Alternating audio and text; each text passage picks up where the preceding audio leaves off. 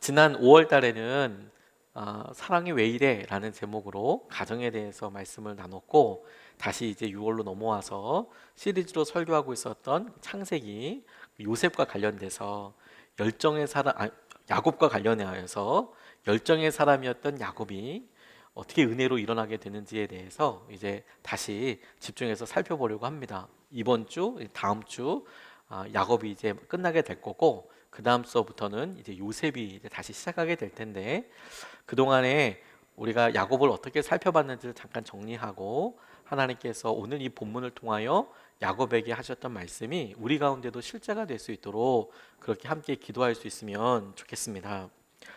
야곱이 장자의 축복을 너무 사모한 나머지 아버지를 속이고 형을 속이고 장자의 축복을 받았지요. 그리고 그야말로 본토 친척 아비집을 떠났습니다. 아브라함이 떠났던 것과는 전혀 다른 방식으로 떠나게 되었지만, 그렇게 훌쩍 떠난 길이 20년이 됐어요. 처음 7년은 사랑하는 아내 라헬을 얻기 위해서, 그 다음 7년은 레아를 얻기 위해서, 그리고 나머지 6년은 그의 재산과 그의 삶을 위해서 바단 아람에 있는 그 장인어른의 집에서 있게 됐습니다. 20년 동안의 일을 그렇게 마치고 다시 고향으로 돌아올 때 야곱에게 가장 커다란 돌덩이 같은 두려움이 하나 있었어요. 그게 뭐냐면 어떻게 에서랑 다시 만날 거냐. 이게 큰 걱정이고 큰 아픔이었죠.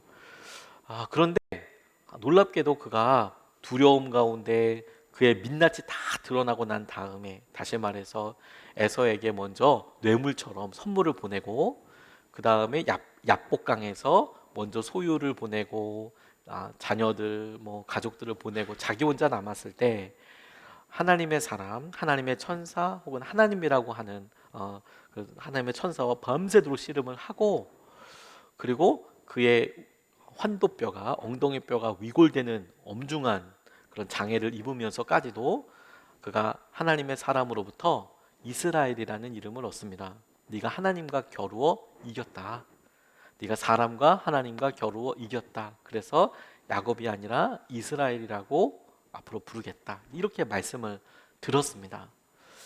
그리고 약복강을 넘었는데 상상치도 못했던 화해의 장면이 있게 됐어요. 에서를 만났을 때 에서의 눈에 절면서 장애인이 되어서 다가오고 있는 야곱의 모습이 그렇게나 불쌍해 보였나 봐요. 서로 안고 울고 화해의 장면이 일어나게 되는데, 그 이후에 에서가 길을 안내해 주겠다라고 이야기하는데 야곱이 극구 사양합니다. 괜찮다고. 그리고 에서를 먼저 보낸 다음에 에서가 사는 곳으로 간 게 아니라 먼저는 숲곳으로 갔다가 그리고 세겜으로 이렇게 이동을 하게 돼요. 이 사이에 아주 안타까운 사건 하나가 일어나게 됩니다. 세겜에 있었을 때에 야곱의 딸이었던 디나가 그 지방에 있던 여인들을 만나러 나갔을 때 끔찍한 사고를 당하게 돼요. 사고가 아니라 끔찍한 일을 당하게 되죠. 그 일로 인하여서 야곱의 다른 아들들이 마음에 분개하여서 복수를 해버립니다. 이 세겜성을 거의 학살하다시피 남자들을 다 죽이고, 그리고 약탈하고 이런 일이 일어나게 돼요. 야곱이 깜짝 놀랐습니다. 깜짝 놀랐습니다. 어떻게 너희들 그렇게 할 수 있냐 이렇게 이야기하는데, 오히려 야곱의 아들들은 그러면 내 동생 여동생 디나가 그런 일을 겪었는데 가만히 있으란 말이냐, 오히려 막 그렇게 이야기를 하면서 오히려 더 강하게 말하는 것을 보게 되죠. 야곱이 힘들고 어려운 시기에 이게 직면하게 됐습니다. 저는 야곱에게 일어났던 이런 모든 일들을 가만 보며 은혜라고밖에 생각할 수 없을 것 같아요. 야곱에 대해서 이름 지을 때 그가 열정이 있었거든요. 그런데 그의 열정이 그의 삶을 이끌어간 게 아니고, 가만 보면 그의 삶의 변환점마다 은혜가 있었어요. 그의 열정과 계획이 그의 삶을 붙들어서 그가 원하는 목표로 데려놓은 게 아니고, 오히려 그의 열정이 발현되는 순간은, 그의 열정이 드러나는 순간은 삶의 위기고 고비고 어려움이고 두려움이 있는 상황인데 하나님의 은혜가 그때마다 기가 막히게 덮습니다. 그래서 하나님께서 함께하고 계시는 것을 보여주세요. 야곱에게 일어났던 일들이 은혜라고밖에 설명할 수 없는데, 특별히 이런 엄청난 사고와 사건을 겪으면서 흥미로운 것은 야곱이 하나님을 찾지 않는다는 점이에요. 그가 하나님을 찾지 않습니다. 기도했다, 하나님을 불렀다, 하나님을 의지했다라는 장면이 그가 이런 가정에 엄청난 우환을 겪고 그리고 자기 자녀들이 끔찍한 일을 하는 과정 가운데 아무 찾았다, 기도했다 이런 내용이 없습니다. 해결해 보려고 노력하지만 일들이 더 어렵게 되는 것처럼 보여져요. 여러분 기억하시죠? 야곱은 하나님을 몰랐던 것이 아닙니다. 야곱은 하나님을 몰랐던 사람이 아니에요. 야곱은 하나님을 경험하기조차 했습니다. 하나님이 자기에게 오셔서 말씀도 해주셨고 약속도 해주셨습니다. 그리고 아주 근래에는 야복강에서 그분을 직접 만나서 씨름도 하고 분이엘이라는 믿음의 고백을, 주님의 얼굴을 내가 뵈었다라는 그런 믿음의 고백도 있었던 사람입니다. 그런데도 그가 하나님을 찾지 않고 있는다는 것은 진짜 기적적인 일이에요. 정말 말도 안 되고 설명이 안 될 것 같지만, 그런데 여러분 오히려 이런 모습이 우리의 삶이랑 너무 비슷하게 닿아 있지 않습니까? 우리가 예수 그리스도를 믿고 믿음 생활을 시작했지만 정작 우리가 어려운 일들을 경험하고 그리고 어려운 일들이 꼬리에 꼬리를 물어서 우리가 예상치 못했던 일들로 직면하게 될 때, 넘어서게 될 때 우리의 반응이 당연히 하나님을 찾을 것 같지만 사실 대부분의 성도님들이 하나님을 찾거나 의지하지 않는 경우들이 너무 많은 거죠.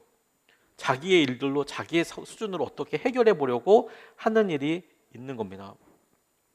바로 그 순간에 야곱에게 있어서는 절체절명의 순간이고 두려움의 순간에 하나님께서 그에게 말씀하셨다라고 오늘 본문 말씀이 시작하고 있어요. 그에게 찾아와서 그에게 말씀하셔서 그의 삶을 간섭하시는 것이 은혜인 거죠. 저는 오늘 저와 여러분에게 임하실 하나님의 은혜가 바로 이것이라고 믿습니다. 우리가 두렵고 어렵고 하나님에 대하여 우리의 마음이 간절하게 아직 찾지 못하는 상황일지라도 하나님께서 우리에게 말씀하시고 우리에게 가지고 가신 계획을 이야기해 줄 때 우리가 그렇지 야곱을 보니 그의 열정이 그의 삶을 이끌어가는 것 같아 보이지만 사실은 아니고 그때마다 은혜가 그를 덮어서 하나님의 은혜의 계획대로 그를 이끌어가듯이 우리의 어렵고 힘든 상황에 하나님이 말씀하시는 은혜가 우리 가운데 임해서 우리의 삶을 이끌어 가시고 붙잡아 주시기를 원하고 축복합니다. 오늘 본문 말씀에서 그래서 첫 번째로 우리가 주목하고 그 의미를 새기고 싶은 것은 1절 말씀인데요. 하나님이 야곱에게 말씀하셨다. 어서 베델로 올라가 거기에서 살아라. 내가 너의 형 에서 앞에서 피해 도망칠 때에 너에게 나타난 그 하나님께 제단을 쌓아서 바쳐라 라고 말씀하고 계시는 부분입니다. 말씀하고 계신 내용도 중요하지만 제가 여러분들과 함께 붙잡고 싶은 것은 하나님께서 말씀하셨다라는 거예요. 야곱이 구하지 않았고 야곱이 기도했던 것에 대한 응답의 내용이 아닙니다. 그가 34장까지의 모습을 가만히 묘사된 것을 따라가 보면 그는 자기 마음속에 있었던 여러 어려움, 두려움을 그냥 그대로 다 표현하고 있어요. 자기 아들들에게 왜 그런 일을 했느냐, 왜 그런 일을 했느냐라고 이야기할 때 이런 사고들을 어떻게 통제할 수가 없었거든요. 좀 두렵고 어려웠습니다. 그런데 그런 고민하고 있는 야곱에게 하나님께서 먼저 말씀을 걸어오셨어요. 이게 은혜인 거예요. 우리는 이런 상황들을 가만히 생각해 보며 아유 그래 그게 은혜라고는 기억이 되지만 내 삶의 분주함과 우리가 직장에서 신앙생활을 하고 혹은 가정에서 어떤 일을 하고 재정적인 문제를 처리해 나가야 될 때 우리가 느끼는 여러 분주함과 계획들 속에 하나님은 말씀하시지 않는 것 같다. 오히려 되려 이렇게 이야기하는 경향이 있지만 아니요. 오히려 그때 주님께서 더 분명히 이야기하고 계세요. 우리의 마음속에 우리가 곤란해하고 어려워하는 순간이 하나님께서 우리에게 오히려 더 많은 것들을 이야기하시는 순간입니다. 잔느 귀용이라는 당시에도 그렇지만 지금까지도 그분이 쓰신 책으로 인하여서 참 많은 영향력을 주고 있는 17세기의 사람인데요. 순전한 사랑이라는 책에 이런 이야기가 나옵니다. 잔느 귀용 부인이 성직자도 아니고 신학자도 아니었지만 하나님과 온전히 동행하는 일에 특별한 열심이 있었어요. 그래서 주님의 임재를 항상 누리면서 살고 싶다 이런 갈망이 있어서 그 방법을 간절히 찾았습니다. 궁구했습니다. 그런데 쉽지가 않았어요. 그래서 자기 스스로 계획도 세워보고, 그리고 그 계획 세운 대로 율법적으로 행해보기도 하고, 그래서 내가 하나님과 함께하는 거야 라고 느껴보기도 했지만, 어느 것에서부터 그냥 몸부림은 몸부림일 뿐 주님을 향한 갈망이 속 시원하게 이렇게 해결되지 않았습니다. 어려웠습니다. 그래서 자신에게 무슨 문제가 있다고 생각했어요. 자신이 거룩하지 못하여 예수님을 만나지 못하는 거라고 생각을 했어요. 그래서 자신이 얼마나 나아지고 있는지 철저히 오히려 더 자기를 점검하고 살피는 일에 더 매진하게 된 겁니다. 근데 더 피곤해지더라는 거예요. 더 어려워지더라는 거예요. 그럴수록 더 힘들어지고 더 피곤해지더라는 거죠. 자기 노력으로 거룩해지려고 애를 썼기 때문에 그런 겁니다. 왜냐하면 거룩은 그렇게 해서 이루어지지 않으니까요. 그럼에도 불구하고 무거운 삶을 어떻게 해결해 보려고 동분서주하면서 어떻게든 이 마음의 돌덩어리를 좀 내려놓고 싶다, 이렇게 이제 생활을 하고 있던 차에 어떤 수도사를 만나게 됐습니다.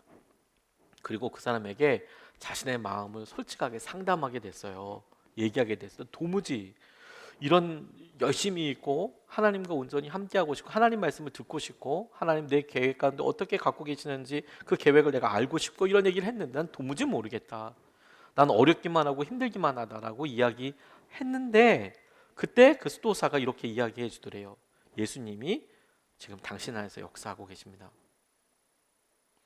잔류 규용이 부인이 고민하고 있는 것은 뭐냐면, 내 안에 그 예수님이 없는 것 같아서 고민이고, 내 삶에 반복되는 일과 가운데 어떻게 주님을 찾아야 될지가 고민이고, 내 삶을 어떻게 유지해가는 게 고민이고, 이게 온통 고민인데, 그렇게 고민하는 잔류 규용 부인을 보고 그 수도사가 얘기해 준 것은 지금 당신 안에서 예수님이 역사하고 계시는 거예요, 이렇게 얘기해 주는 겁니다.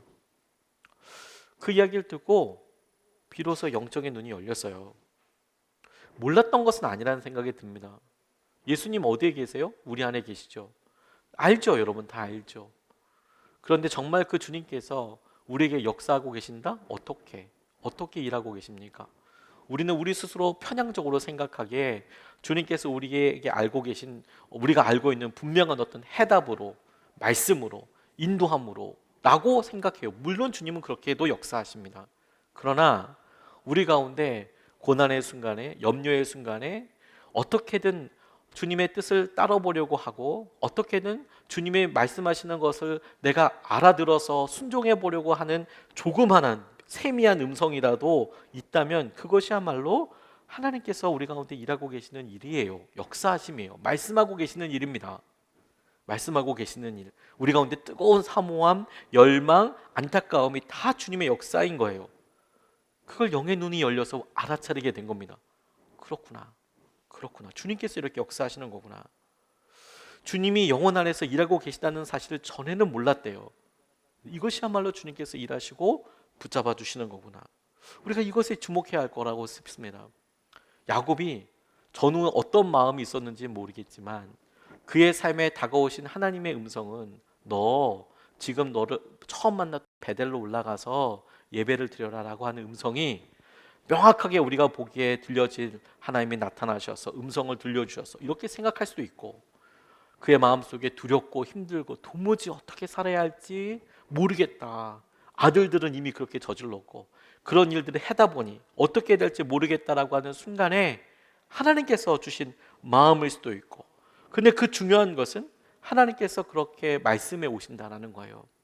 고난이, 시험이 하나님의 말씀이 들려오는 계기가 되는 경우가 훨씬 더 많습니다. 왜?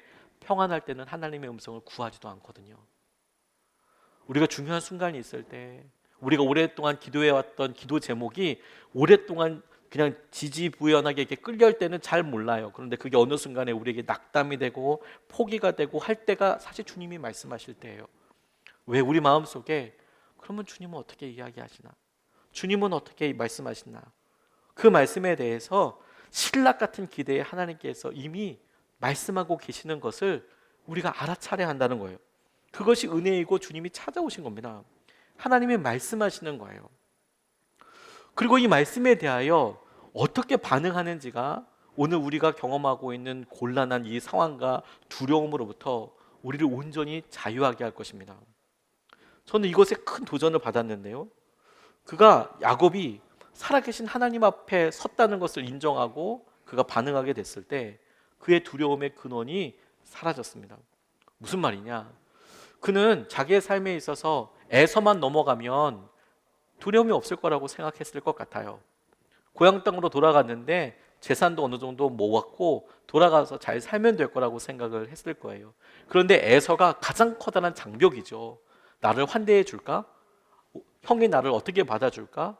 와, 이 문제만 해결되면 그냥 모든 게 다 해결될 거야. 다른 건 아무것도 문제가 아닐 거야라고 생각했을 거예요. 그런데 웬걸요? 에서는 그를 오히려 더 환대해 줬지만 그래서 평안할 것 같다고 생각했던 그 길에 자기 딸이 그렇게 나가서 안타까운 일을 당할 뿐만 아니라 아들들이 해놓은 일들 때문에 덜컥 더 커다란 어려움을 겪게 됐어요. 더 큰 어려움. 그건 뭐냐면 거의 학살하다 보니까 이 세겜성에 다른 여러 성읍과 또 다른 성들과 혈연으로 관계를 맺을 수도 있고 경제적인 어떤 이권으로 또 서로 영향을 받을 수 있고 그곳에 오래 살았던 사람이니까 옆에 있는 성과 다 교류가 있었을 것 아니겠습니까? 그러니 자기네 사람들이 세겜성을 싹 없애버렸으니 이건 진짜 커다란 두려움이 되죠. 왜? 다시 복수해 올까 봐. 다시 자기에게 똑같이 갚아줄까 봐. 그게 두려울 수밖에 없지 않겠습니까? 그런데 하나님께서 그 두려움을 이렇게 해결하세요. 2절서부터 5절까지의 말씀을 보면 야곱은 자기의 가족과 자기가 거느리고 있는 모든 사람에게 명령하였다. 너희가 가지고 있는 이방 신상들을 다 버려라. 몸을 깨끗이 씻고 옷을 갈아입어라. 이제 우리는 이곳을 떠나서 베델로 올라간다. 거기에다 나는 내가 고생할 때에 나의 간구를 들어주시고 내가 가는 길 어디에서나 나와 함께 다니면서 보살펴 주신 그 하나님께 제단을 쌓아서 바치고자 한다. 그들은 자기들이 가지고 있는 모든 이방 신상과 귀에 걸고 있는 귀고리를 야곱에게 가져왔다. 야곱은 그것들을 세겜 근처 상수리 나무 밑에 묻었다. 그런 다음에 그들은 길을 떠났다. 하나님이 사방에 있는 모든 성읍 사람을 두려워 떨게 하셨으므로 아무도 야곱의 아들들을 추격하지 못하였다. 이렇게 이야기합니다. 하나님이 야곱에게 하신 말씀의 내용은 뭐냐면 베델로 가서 제단을 쌓으라라는 말씀이었습니다. 그 말씀을 알아듣고 야곱이 했던 행동을 볼 필요가 있어요. 야곱이 어떤 행동을 했더니 그 일이 자기의 두려움의 원인이 됐던 그 두려움의 원인을 해결하게 되는 놀라운 결과로 이어지게 되거든요. 야곱이 보였던 행동은 뭐냐면 베델로 가서 제단을 쌓아라.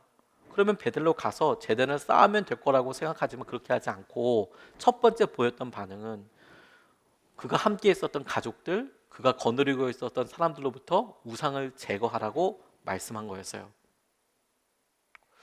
여러분 이상하지 않습니까? 그가 분이엘에서 하나님을 만나고 야복강을 건너고 하나님께서 살아계심을 놀랍게 경험했을 때에도 여전히 그가 이끌고 있는 가정, 그가 거느리고 있었던 사람들 사이에는 우상이 있었다라는 이야기예요. 그가 어느 정도 우상과 관련되어 되었는지는 정확하게 나와 있지는 않습니다만 적어도 라헬이 아버지 집에서 드라빔이라는 우상을 훔쳐오기도 하고 그것을 야곱은 몰랐다고는 하지만 그런데 그게 그의 삶에서 그냥 멀리 떨어져 있는 일만은 아니었던 것처럼 보여요. 하나님께서 그렇게 말씀하시자 첫 번째 보였던 게 우상들을 다 버려라 그랬더니 가족들과 거느리고 있었던 사람들이 우상을 다 가지고 오고 귀고리를 가지고 오고 그것을 묻어버렸다라는 거예요. 묻어버렸더니 그런데 놀라운 일이 생긴 거예요.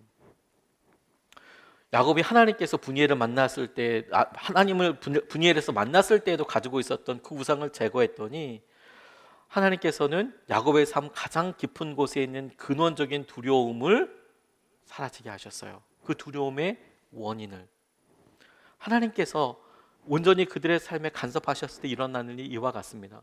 야곱은 하나님 살아계시고 그 하나님을 믿기로 결정했는데 하나님께서는 말씀에 뭐라고 적어두셨냐면 그랬더니 야곱을 복수하려고 했던 사람들에게 야곱의 사람들이 두렵게 여겨져서 그들이 추적하지 못하도록 하나님께서 그 일을 하셨다라고 이야기하는 거예요.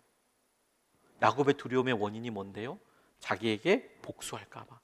자기 아들들이 했던 일로 인하여서 자기가 피해를 받을까 봐 두려울까, 그러게 내가 어떤 일을 당할까, 그게 두려웠는데 하나님께서는 그가 모든 우상들을 끊어버리고 하나님께서 주시는 은혜만을 사모하기로 결정했을 때 그 두려움의 원인을 하나님께서 해결하셨다니까요. 여러분 기억하세요. 두려움은 우리가 아주 커다란 문제를 만났기 때문에 생기는 게 아닙니다. 우리가 해결할 수 없고 지혜의 끝에 어떤 일들을 결정해야 되기 때문에 생기는 게 아니에요. 우리가 해결할 수 없다고 생각하기 때문에 두려움이 오는 게 아닙니다. 우리의 육신을 치유할 수 없다고 생각하기 때문에 오는 게 아닙니다. 두려움은 우리가 하나님 아닌 다른 것들을 의지하고 있을 때 생기는 감정이에요. 다시, 두려움은 우리의 삶에 돈이 없어서, 건강에 한계가 있어서, 앞으로 애들을 어떻게 키울지 몰라서, 내 직급이 어떻게 될지 모르고 진로가 결정이 안 돼서 그 문제가 너무 크다고 생각되기 때문에 오는 게 아니고, 우리가 이 중요한 순간에 하나님이 아닌 다른 것을 의지하고 있을 때 본능적으로 우리가 느끼는 감정이 두려움이에요. 왜? 우리는 알거든요.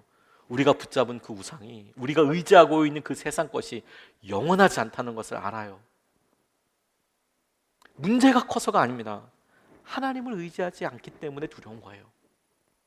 하나님이 아닌 다른 것을 의지하고 있기 때문에 어려운 겁니다. 마틴 루터 킹 목사님이 처음부터 의도적으로 그렇게 한 것은 아니고, 처음에는 어떤 대변인으로서 그냥 이야기하는 정도로 동참을 했던 것으로 여겨집니다. 당시에 버스에 탈 때에도 백인석이 따로 있고 흑인석이 따로 있었습니다. 나이와 상관없이 아무리 어린애라도 백인이 타는 자리가 있고, 아무리 나이가 많아도 흑인들은 백인 자리에 앉을 수 없었어요. 수도가도 먹을 수 있는 수돗물도 다 따로 있었습니다. 화장실은 당연히 따로 있었고요. 흑인 들어갈 수 있는 곳, 백인 들어갈 수 있는 곳이 달랐습니다.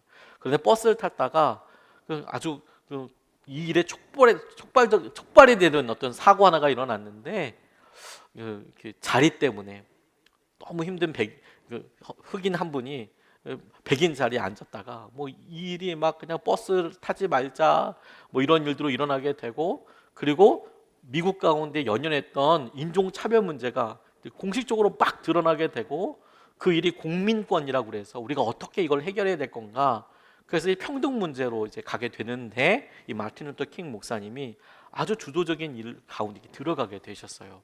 점점 더 들어가게 된 거죠. 그랬더니요, 엄청난 협박 전화를 받았답니다. 살해 위협도 많이 받고요. 자기만 그런 게 아니라 가족들 다 죽이겠다고 막 이런 이야기도 있었어요. 그게 어떻게 가능할까 싶지만 여러분, 그때 당시에는 KKK라고 실제로 흑인들을 막 죽이고 그런 사람들이 많이 있었어요. 그러니까 이게 실제인 거죠. 전화도 많이 받고 집에 돌도 날라오고 다음에는 폭탄 던지겠다고 얘기하고 뭐 총을 쏘기도 하고 뭐 이런 일들이 막 있으니까 두렵죠. 그런데 어느 날 밤에 집에 전화가 왔는데, 그날 따라서 너무도 삭막하고 정말 살벌하게 당장 떠나지 않으면 집을 진짜 폭파해버리겠다고 이런 위협 전화를 받은 겁니다. 그런 전화를 한두 번 받은 건 아니지만 그날은 진짜 마음이 너무 무겁게 느껴지고 너무 힘들더라는 거예요. 두려움에 한참 떨었답니다. 그날은 그게 진짜 실제처럼 느껴지는 거예요. 막 죽겠구나. 우리 가족들이 다 죽겠구나. 사랑스러운 아내와 사랑스러운 자녀들이 다 죽겠구나. 이런 생각이 확 자기 안에 이렇게 들어오더래요. 그래서 한참 두려움에 떨다가 이내 마음을 다잡고 주방 탁자에 앉아서 기도를 했대요. 고개 숙이고 기도하기 시작했대요. 기도 내용이 이렇습니다. 하나님, 두렵습니다. 많은 사람이 제가 이끌어 주기만 바라고 있습니다. 만약 제가 힘과 용기 없이 그들 앞에 서면 그들도 쓰러지고 말 것입니다. 그런데 이제 제 힘이 다해갑니다. 하나님, 하나도 남지 않았습니다. 혼자서는 도저히 감당할 수 없는 지경에 이르렀습니다.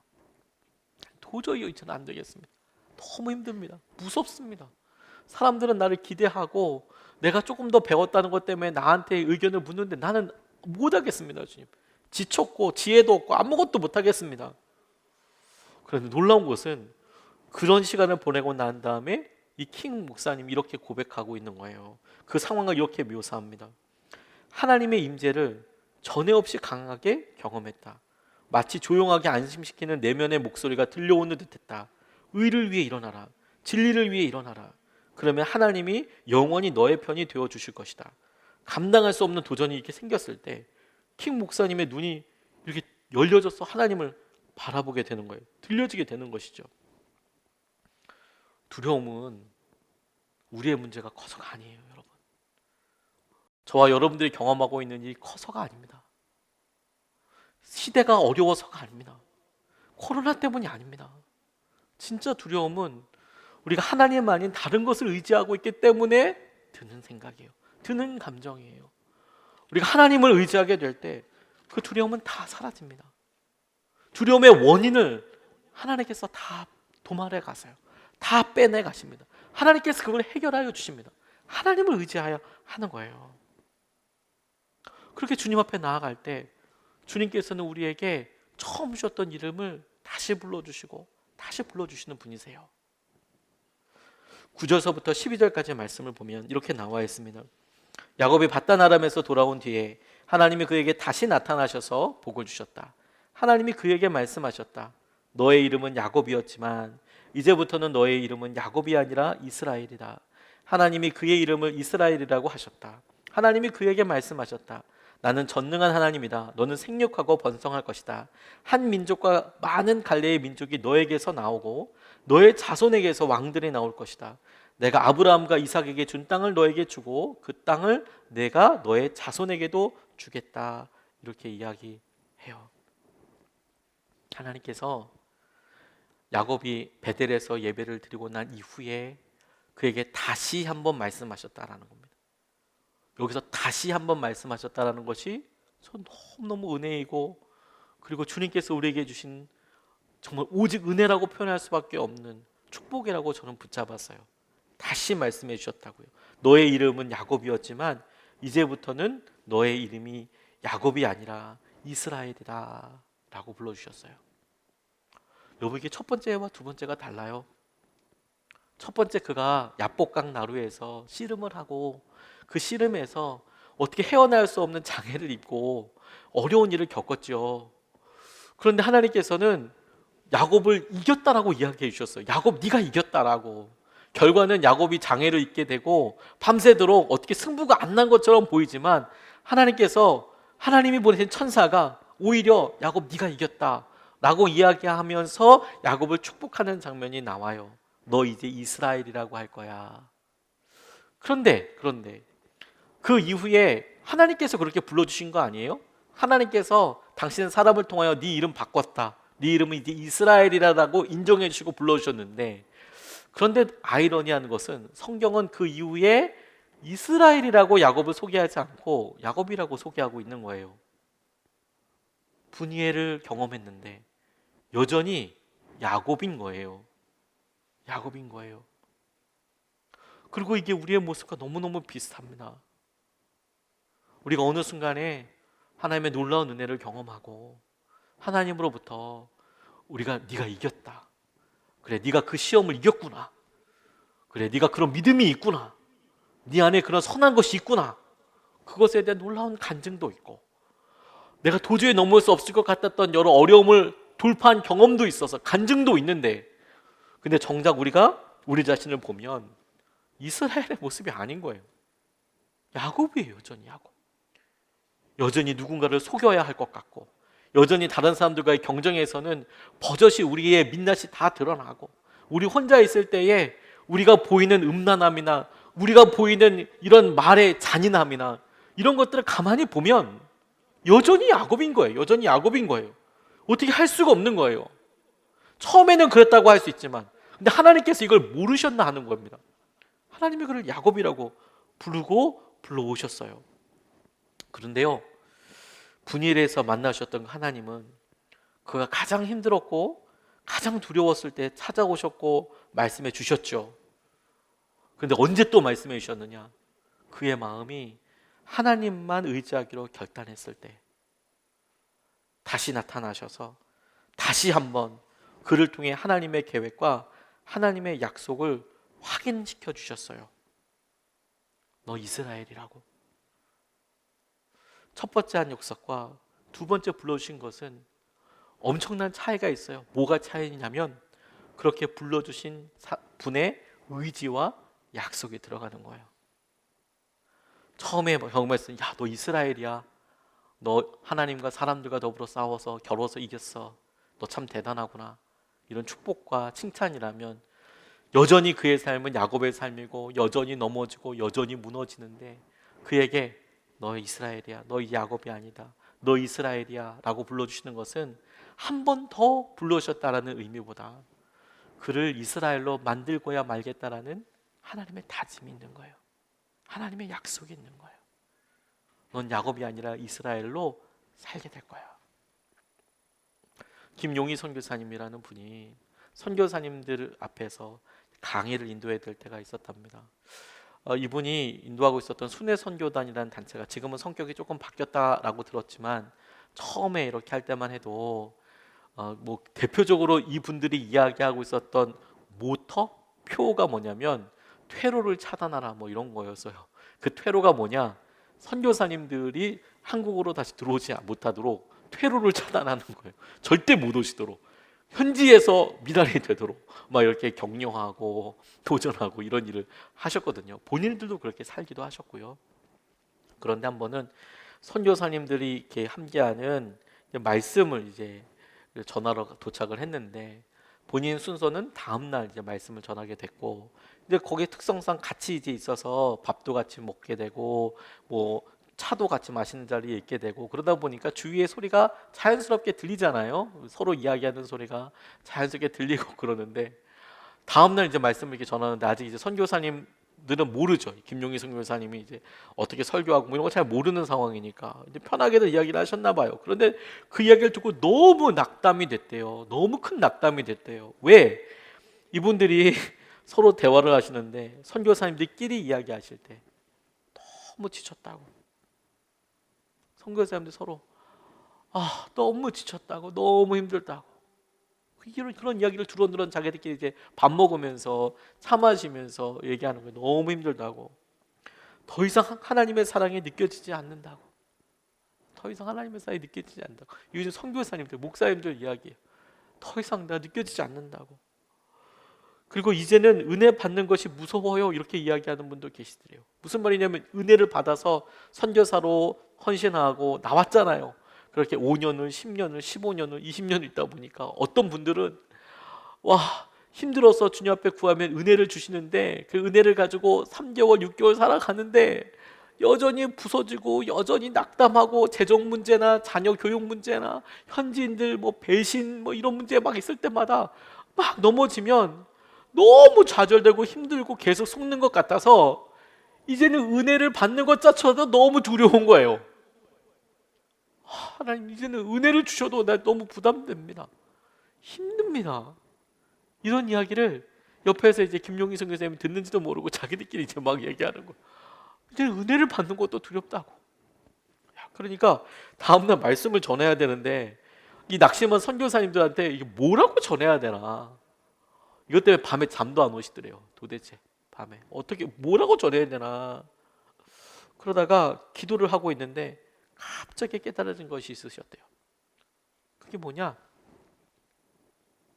이게 누구 편에서의 문제인가 하는 거예요. 누구 편에서.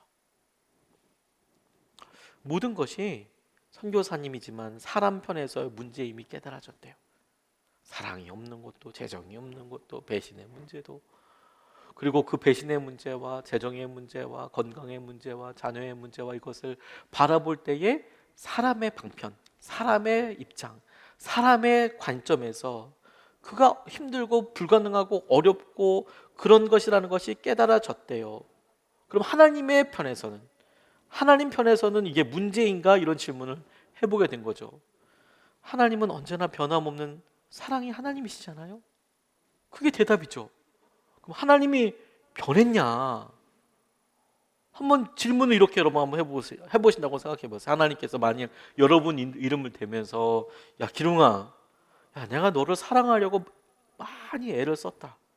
근데 이제 너 보면 무섭다. 야 이제 그만해라 좀. 어떻게 그러냐? 마음에. 이젠 네가 더 무섭다. 야. 하나님이 여러분들한테 그렇게 얘기한다고 생각해 보세요. 그만할 때도 됐잖아. 이렇게 얘기하신다던가, 아니면 솔직히 주님께서 이게 뭐 우리에 대해서 애를 많이 썼다, 힘들다, 못 견디겠다, 야 이젠 너 지쳤다, 여러분들을 보시고 널 봐도 이제 아무 느낌이 없다, 느껴지지 않는다. 만약에 주님이 이렇게 말씀하신다면 이건 진짜 커다란 문제 아닙니까? 하나님 편에서 그렇게 이야기하신다면 이건 진짜 어떻게 회복할 수 없는 거잖아요. 이건 정말 두려운 일이잖아요. 하나님은 절대로 그렇게 얘기하시지 않으시죠. 우리에게 단 1%의 가능성만 있어도 하나님은 우리에게 그렇게 이야기하지 않으시죠. 우리는 우리의 방편과 우리의 생각으로 어렵다고 이야기해요. 여전히 주님, 우리는 야곱이에요. 여전히 나는 두려움이 많아요. 여전히 나는 앞날을 생각할 때마다 힘듭니다. 여전히 나는 주님이 잘 안 느껴지는 것 같아요. 이거는 우리 자신의 문제이죠. 근데 하나님은 그런 우리를 보시며 넌 이스라엘이야. 너는 이스라엘로 살게 될 거야. 너는 이스라엘이야. 이렇게 말씀하시는 거예요. 주님은 확신을 가지고 계시는 거예요. 우리가 우리 스스로를 이스라엘이라고 자신하지 못하는 이유가 있어요. 우리가 우리 자신을 스스로 축복받은 사람이라고 이야기하지 못하는 이유가 있습니다. 원인이 있습니다. 우리가 우리 자신을 주님의 은혜를 누리게 될 선택된 사람이라고 확신하지 못하는 이유가 있습니다. 그게 뭐냐면 하나님께서 우리에게 말씀하지 않으셔서가 아닙니다. 우리가 하나님에 대한 태도가 분명하지 않기 때문이에요. 우리가 이스라엘이라는 것을 믿어지지 않고 난 야곱인 것 같아. 여전히 나는 안 변하는 것 같아. 나는 주님의 축복 믿어지지 않는 것 같아. 나는 안 변한 것 같아. 나는 주님의 은혜를 누리게 될 거? 그걸 내가 머릿속은 알지만 마음속으로 확신이 안 되는 이유는 하나님이 2번, 3번, 4번 말씀 안 해주셔가 아니라 우리가 야곱처럼 하나님에 대한 태도를 분명하게 하지 않기 때문이에요. 그래서 안 여겨지는 거예요. 이것은 거꾸로 야곱을 통해서 우리에게 도전도 됩니다. 우리가 우리의 두려움의 원인이 되는 하나님이 아닌 무언가를 의지하고 있는 한 계속 두려울 수밖에 없어요. 그건 언제든 우리에게 더 커다란 대가를 요구할 거고 사라지기도 할 거고 영원한 게 아니거든요. 하나님을 의지해야 두려움이 없어질 거예요. 똑같이 하나님께 대하여 우리의 태도를 분명히 하게 되면 우리는 주님의 축복받은 이스라엘로 살아가게 될 거예요. 주님께서 우리에게 그것을 회복시켜 주실 거예요. 주님은 준비가 되어 계십니다. 오늘 우리가 한 달에 한 번씩 성찬을 받습니다. 성찬이야말로 주님께서 우리에게 이미 이 모든 약속을 확신하고 계신다라는 가장 놀라운 증거가 된다고 저는 믿습니다. 우리가 이미 아직 죄인이었을 때 주님께서 이 죄인인 우리를 정말 불쌍히 여기셔서 우리를 향한 당신의 사랑을 십자가에서 확증해 보여주셨어요. 그리고 우리를 주님의 자리로 초대하시는 겁니다. 한 주 동안 우리가 뭐 얼마나 바뀌었겠습니까? 우리가 한 달 동안 뭐 얼마나 나아졌겠습니까? 그런데 주님께서는 우리가 우리 자신에 대해서 야곱입니다. 주님, 여전히 우리는 연약하고 죄인입니다 라고 하는 우리를 대하여 너는 이스라엘로 오늘 이 잔을 받아라. 너는 이스라엘로 오늘 이 떡을 먹어라. 너는 이스라엘로 오늘을 살고 새롭게 하여라. 그렇게 도전하시고 인도하여 주시고 계시는 것입니다.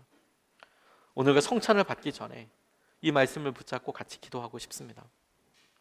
이스라엘이 되려고 노력하지 마십시오. 되려고 노력하지 마십시오. 그런 건 될 수도 없고 필요한 일도 아닙니다. 다만 주님을 바라보십시오. 다만 주님을 바라보십시오.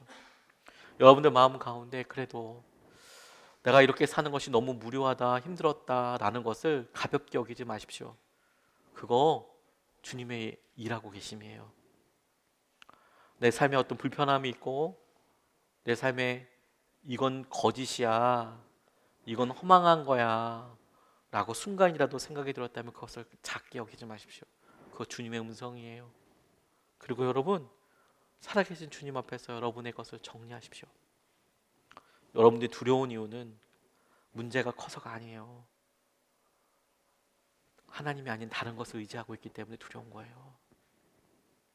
하나님을 향한 태도를 분명히 하면 오늘 주님께서 먼저 보이신 그리스도의 보혈과 그리스도의 몸이 우리를 정결케 하고 우리에게 놀라운 회복을 더하여 주실 것입니다. 성찬을 받기 전에 주님 이 일을 우리에게 이루어 주십시오. 우리에게 주의 놀라운 마음을 이루시고 붙잡아 주십시오. 우리 같이 이 시간에 함께 성찬 받기 전에 기도하시겠습니다.